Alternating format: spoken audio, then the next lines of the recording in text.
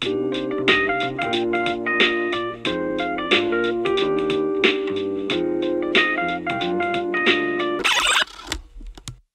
we start the video, I just want to mention that while some of the issues that I will be talking about have been fixed in recent updates, I still will be reviewing the old version of Xenoblade 2, simply because that's the version I've experienced.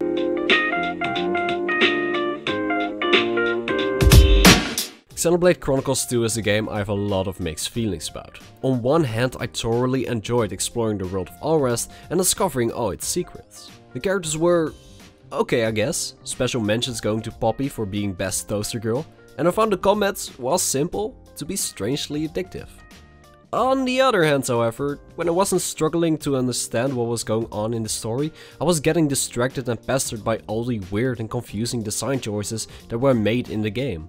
Today, we'll examine how these weird design choices detract from the gaming experience. We'll start with the screens I had the least amount of fun with and gradually work our way down.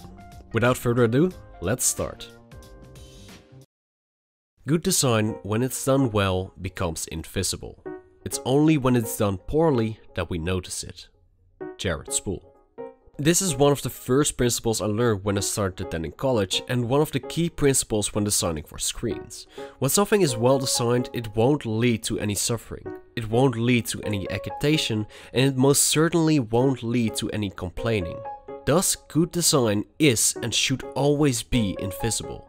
And that's just something that most of the menus in Xenoblade 2 aren't. I think there are two big problems that Xenoblade 2's interfaces have that make them less desirable to use or navigate through than needs to be. A lack of focus on what players want, and a reuse of certain blocks of content over different pages without paying attention to context. A crucial part of designing any kind of interface is to determine what kind of information the screen is going to convey and in what way it is going to do it. It's thus important to pay attention to what the game needs in order to be playable and to look at what the user wants in order to satisfy the player. Only through the combination of these two principles, a good user experience can be established. Xenoblade 2 is a functional game, that much is to be expected, but during my playthrough I just came across so many annoyances, little and big alike, that could have been easily prevented if the team behind Xenoblade took a little more time thinking instead of making. Example numero uno, the Merc Mission screen. Let's break it down from the top. The first thing you might notice is that, just like most of the screens in Xenoblade, the screen is crammed with big blocks of important information. One half of the screen is used for giving you an overview of the blades you can choose from, as well as a detail menu containing all the information of the blade that the cursor is currently hovering over. Both of these are sections that are used across multiple screens of the Xenoblade menu. The Blade Overview section can be found in the Engage Blade menu, that we'll be tackling later, the Manage Blades menu, and the Blade Album screen. The Information Block section can be found on almost every screen that contains even the slightest notion of a blade. That info blocks like these are copy and pasted, if not simplified sometimes, on different screens of the UI causes a problem, and you'll soon understand why. On the other half of the screen we can see which blades we have selected for the mission, together with the mission requirements and suggested field skills. What should be this screen's main goal is for the player to select the blades that correspond with the given requirements to deploy a team that's most suited for the selected mission, all while wasting as little time as possible. I mean, it's not like we really want to spend more time than necessary on an event that we can't even participate in and is slowly being completed as the game progresses. Not counting special blade missions, of course. No, we just want to quickly select some blades for a bit of bonus XP and some blade points and then quickly resume our adventure. There are a couple of things that bother me about a screen that makes me want to review it first. The most important one being, it does almost nothing to help the player pick the ideal squad. Blades that match the mission requirements are easy to spot, but when you start looking for blades with the suggested field skills, things become just such a pain in the ass. Since there are no indicators on what blades have those skills, you either have to first scroll through the info menu thingy to get to the blade's field skills, only for it to take up half of the blades list, and go through each blade until you find what you're looking for. Or, what I did, keep an eye at the suggested field skills and hover over the blades until the numbers on that thing start changing. This method is much more recommended since you can't even see your cursor when the field skill menu is active, although this method is still far from perfect. The sad part is that this problem could have been easily fixed by either bringing forward the blades that correspond with the suggested field skills, or by highlighting blades that match the criteria to make a clear distinction between blades that you shoot and shouldn't pick. Then we have the aforementioned sorting options, the same sorting options used on the Manage Blade screen. At first glance you might think that these are fine. You get a standard sort in chronological order, sort by rarity, sort by gender, etc. All moderately helpful when searching for blades that satisfy the mission requirements. I say moderately because while options like these do help you, it's still too little to justify actually using this sort function. The gender is easily spotted by looking at the portrait alone, just like the blade's elements and what kind of weapon they are using. But other requirements like the suggested field skills, the one thing that isn't easily spotted here, is nowhere to be seen in this list. This is what I meant with that copy-pasting the same blocks of content can cause for trouble when you don't pay close attention to the context in which it's presented. This sort function is adjusted specifically for the Engage Blade screen, because the blade's info can be effortlessly accessed while causing minimal inconvenience. This is in contrary to the Merc Mission screen, where every mission requires specific field skills in order to be carried out. In one screen is little demand for it, in the other screen there's lots of demand for it. It would have been much better if they made a special sorting or even filter option for the screen that contained a lot more specific options to choose from. As it stands, this whole screen is just not chill. It's time consuming, content is being crammed together to make it all fit on the same screen, and content is thoughtlessly recycled, resulting in options that help insufficiently or are downright inconvenient. The good old minimap. It's the handy dandy of every good exploration game for pinpointing where the hell in this bizarre world you are. The function of a minimap is to show the player's location in the world at any given moment. So the requirements for making a functional map are: show the environment the player is currently at in map form, and show the player where he is in the map at any given moment. When looking at Xenoblade 2's minimap, you can see that both of these points are integrated. The map is thus functional. But just because something is functional doesn't mean it's actually good. On top of being functional, the map needs to contain elements that make it easier for the player to enjoy the game. In other words, convenience. A good example of a convenient yet easy to use minimap is from a game that I recently played, The Legend of Heroes: Trials in the Sky. This game makes clever use of colors in its minimap. By assigning special colors to buildings like inns, guilds and armories, the player is at all times aware where which building is without wasting any time or effort at all. In contrary to the map of Xenoblade 2, where there is no way to tell shops apart by looking at the map alone. Also, apparently the icons for the shops are filtered out in the default map, so unless you turn them on, you won't see the shop's icon appear on the map. Same goes for collection points. I only figured that out recently. The choice to do this is actually kind of understandable. Xenoblade 2 contains more distinct shops than any other JRPG I've played. This one sells paintings, this one sells fish, here's one for meat, here's one for makeup, one for low class YouTubers, here's one that sells kidneys, and of course, one for fresh muttons. There are so many different shops, all of which being fairly close in proximity to each other, that when you turn on the icons for the shops, the map will look like one giant shopping bag. Which is the last thing you want to happen when looking at a minimap. What I'm unhappy about, however, is that Xenoblade 2 sticks too heavily with the blue color scheme, going for style above a map that's easy to use, like in The Legend of Heroes. While these might be medium to minor issues, there are still some important things missing on the minimap that prevents it from being convenient to use. Think of things like special monster locations or heart-to-heart events. Oh, by the way, speaking of those heart-to-heart events, boy were they a pain to find. On the normal map, the icon for the events are clearly visible, but when you try searching for them on the minimap, you'll soon find out that they're nowhere to be found. You see, it's like a magic trick. 1 second it's here and the next, it's gone. Just like my sanity.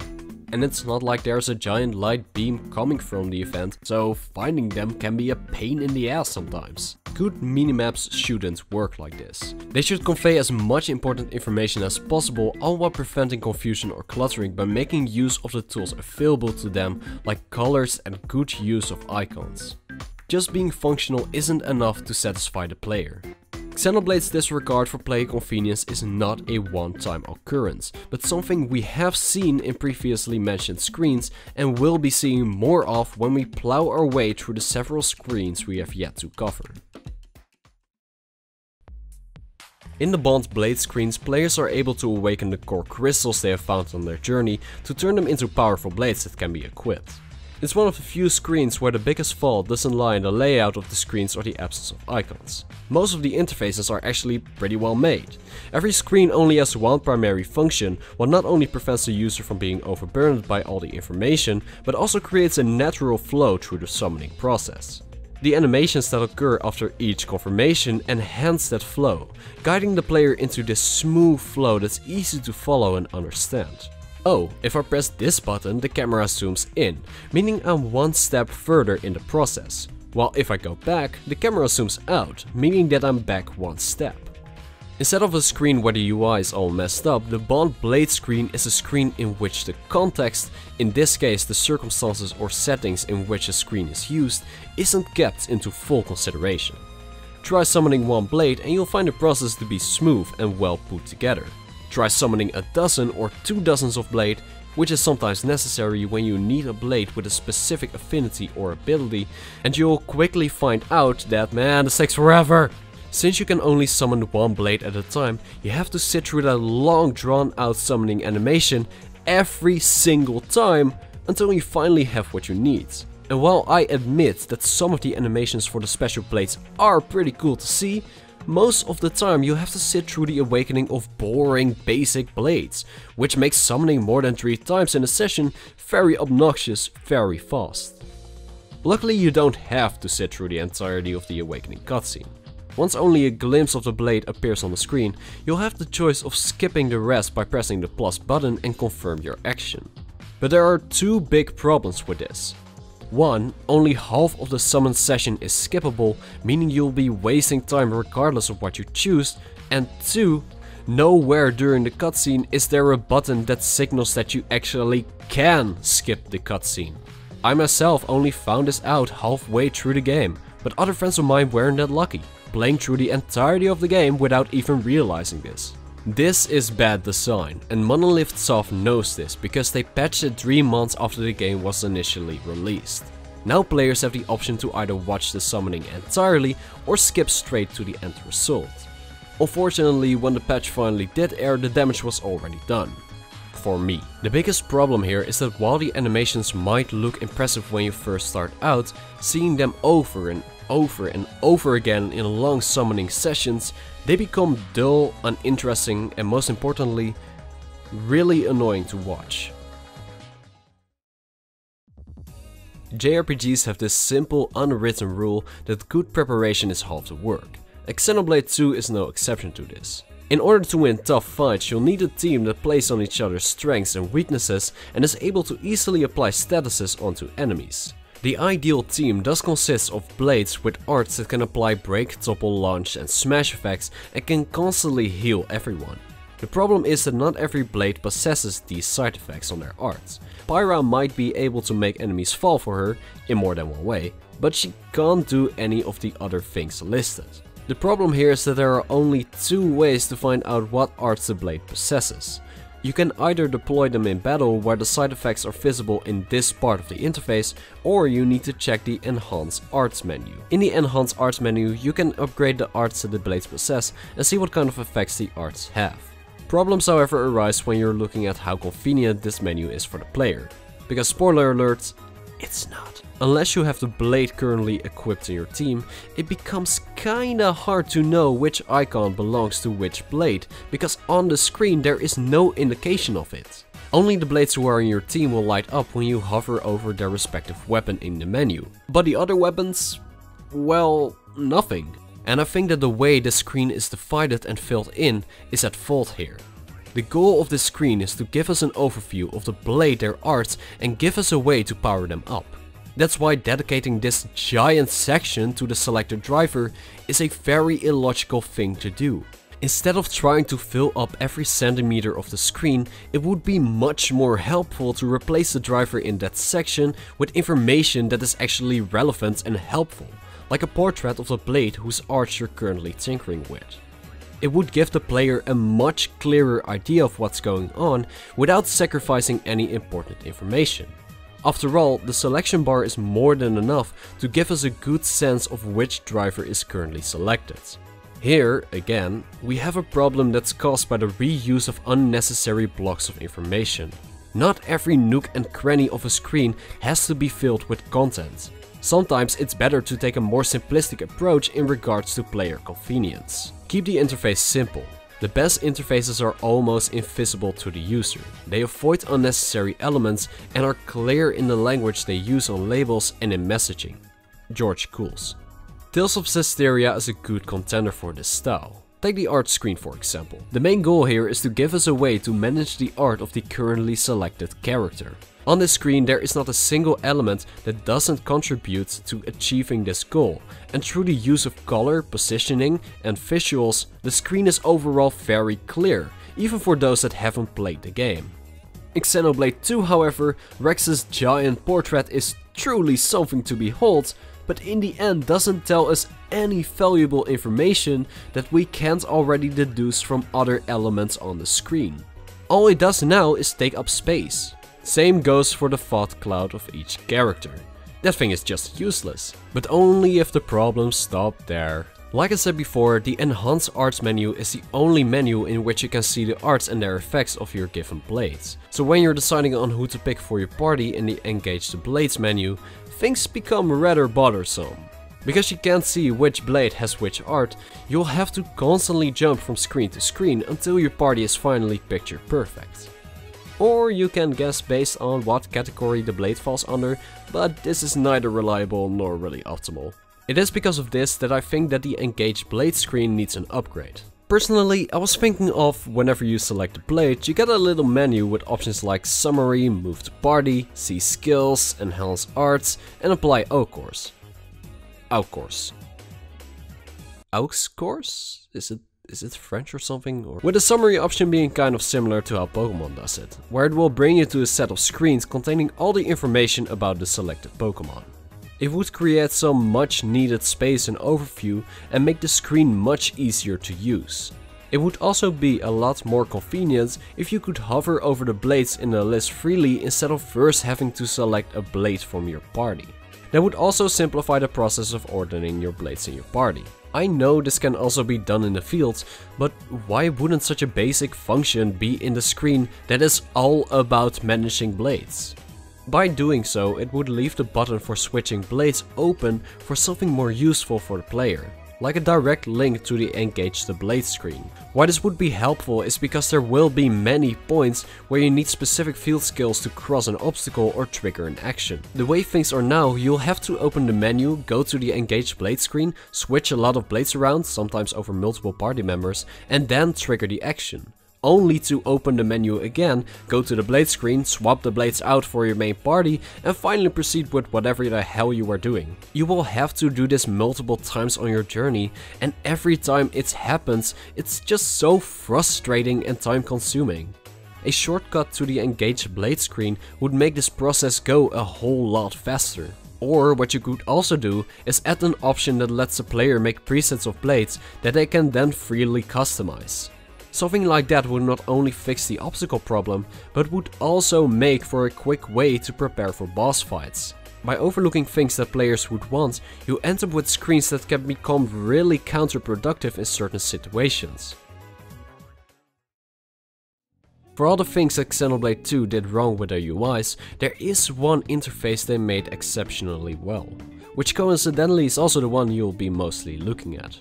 That being the user interface that's used for battling. Let's take it from the top here. The first thing you'll notice is that the UI is very neatly ordered. UI elements are shoved to the side to make room for the central area where it's easy to see your characters and who they are in combat against. Despite this, the UI elements are not being too overwhelmingly present that it distracts from the gameplay, but not too camouflaged that the player completely forgets about it. And there are a couple of clever tricks the designers used to create this situation. Only if the game wants you to notice something is when certain UI elements become clearly visible. A button action that pops into the screen with white balls circling around your party member's portrait, indicating the level of the bond he or she is currently at, all wrapped up in the distinct color of the blade's element. Or here's another one. Actions that can be used are grayed out, with a visible red line around them that gives us a rough estimation of how much time it will take until it becomes available again, only for the button to brighten up once it's fully charged.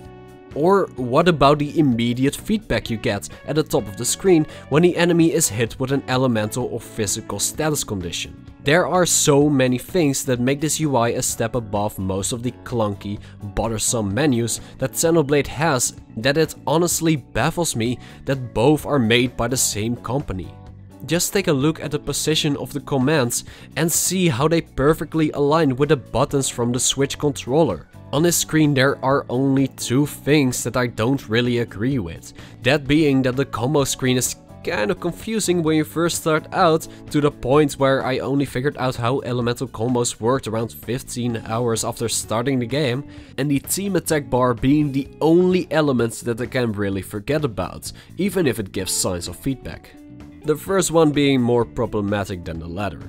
Without a firm grasp on the different elemental combos, it becomes a whole lot more difficult to combat more powerful enemies. So I think that they could have done a better job with explaining what this here stands for without flat out saying it. Bonus round of little things that annoyed me. Why are characters' thought clouds visible when equipping accessories? Oh, I know, it's to fill up the blank spots on the screen. Look, if the information you display holds no correlation to the main goal of the screen you're on, then it's best to just leave it out. The Manage Blade screen is rendered almost completely obsolete by the existence of the character section, as everything that can be done in the Manage Blade screen can also be done here, if not easier. All the Manage Blade screen does now is provide a link to those screens. Also, when you go to the affinity chart by using the Manage Blade screen, you will see that you can't scroll through all the other blades in your possession. While using the character section to get to the affinity chart screen, you can, even though they should be exactly the same screen with the same mechanics. The Blade album screen is... it does nothing all too interesting, and since we see the blades their portrait all over the menu, seeing them here is just kind of...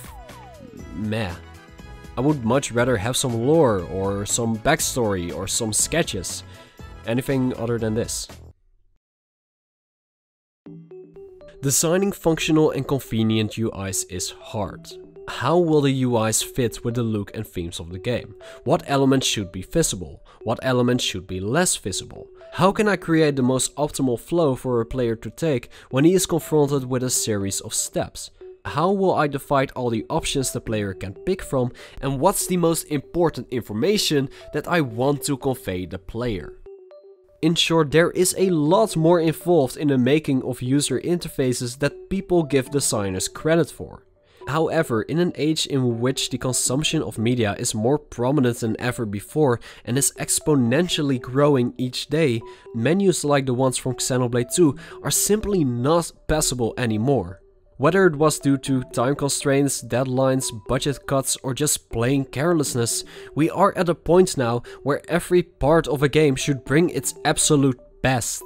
From the gameplay, the writing and the characters, to the visuals, the sound effects, and yes, even the menus. Menus exist because we need them. The big games of the day have so many options and choices that you can't make on one screen alone, that a well-designed inventorization of those choices is key to a good player experience. After all, the easier and clearer menus are, the less time you have to spend in them, the more time you could spend playing the actual game. As it stands now, the UIs in Xenoblade 2 contain too many unnecessary inconveniences that altogether make the player want to spend as little time dealing with the menus as possible, all while doing the exact opposite of that. This should never be the case with good menus. Good UI design is your friend. It should turn boring, bothersome tasks that you would rather avoid unless necessary into easy, fast and digestible steps that may perhaps even be fun to go through. It should be visually appealing with an own look and flair that fits with the game, all while not distracting from the main goal or focus of that selected screen. But most importantly, it should never be disruptive, cause aggravation, or make for an unpleasant experience the way that the menus in Xenoblade 2 did. Well, thank you dear viewer for watching till the end. Discord and Twitter are in the doobly-doo, and if you became any wiser by watching this video, consider giving it a like and tell me what your experiences were with the Xenoblade UIs. Anyways, see ya later. See ya later. Bye later.